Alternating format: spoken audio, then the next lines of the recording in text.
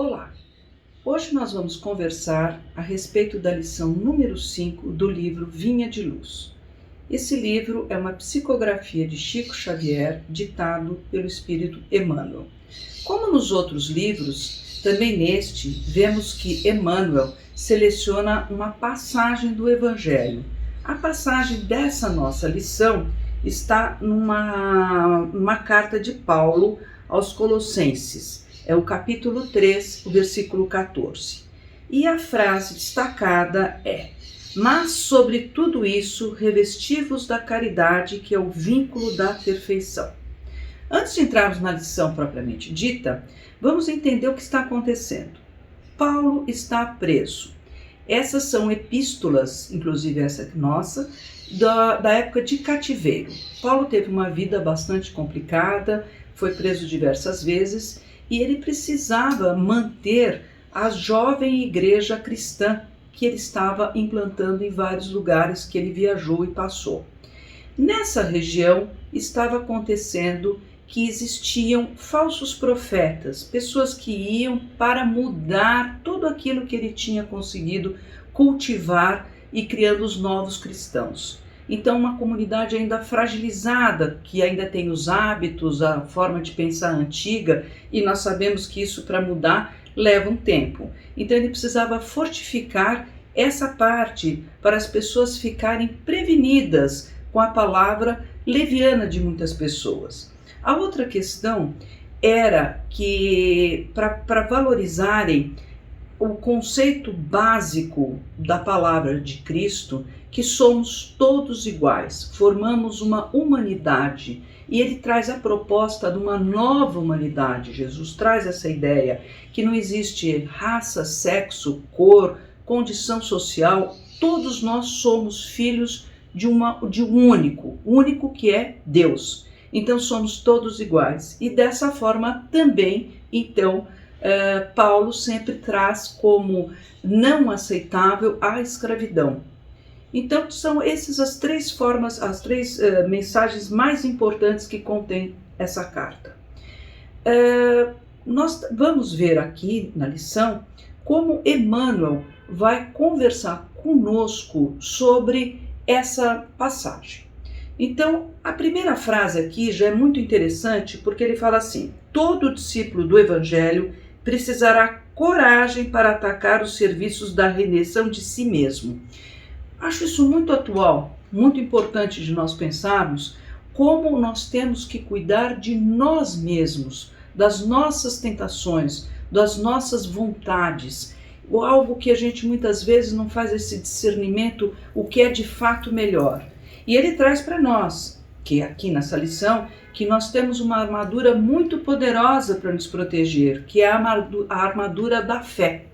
Mas ele traz também que essa armadura da fé não é para nós nos tornarmos pessoas rígidas, pessoas indiferentes e frias. Muito pelo contrário, é a fé associada à caridade, que é a forma mesmo da fé e a caridade poderem atuar, porque elas andam juntas, não há caridade se não houver a fé. Então, ele pede para nós amenizarmos o nosso coração, colocarmos a bondade, a compaixão, altruísmo. Altruísmo por quê? Porque somos todos irmãos, como está dito na carta de Paulo, né? Com as palavras de Jesus. Então, se somos todos irmãos, tem que ter um espírito de fraternidade entre nós, um espírito de amizade dentro de nós. Mas ele traz uma questão interessante, que ele fala assim: a educação, a cultura é muito importante, mas ainda assim são frutos e flores da árvore da vida, mas a raiz da árvore da vida é o amor sublime, e a caridade é uma forma de amor sublime. Muito bonito, muito bacana, e ele mesmo coloca aqui: bom, mas como que nós vamos fazer isso numa prática diária? E a prática diária ele traz como um equilíbrio entre a bondade e a justiça, entre o que é certo, o que é errado. Então tem sempre uma característica de nós evitarmos os extremos, que a gente consiga ter um equilíbrio mesmo, né? que é onde a gente possa ter essa paz, porque o equilíbrio traz paz. E ele termina aqui a lição dizendo que nós conseguimos isso tudo quando passamos a compreender, que a compreensão vai nos trazer e nos levar a esse lugar, que é o lugar do bom senso, é um lugar sensato e é um lugar onde a gente pode realmente viver o amor, viver a caridade e estar cumprindo, vamos dizer assim, com a nossa agenda espiritual. Bom, eu acho que essa lição é muito bonita e fica assim, vamos ver agora o que nós podemos comentar para trazer, não é para completar, porque seria totalmente impossível completar Emmanuel, mas para trazer uma reflexão. E eu pensei que uma boa forma de nós podermos refletir um pouco sobre essa lição é trazermos um exemplo.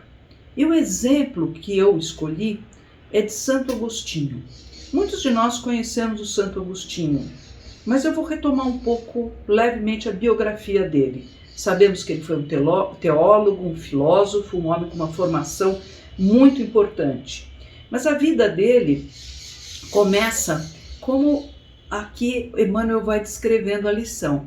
Porque ele nasceu no norte da África, ele teve uma educação muito boa, ele estudou música, ele estudou artes, ele estudou retórica, ele estudou filosofia, física, um homem com uma cultura muito completa, muito mesmo.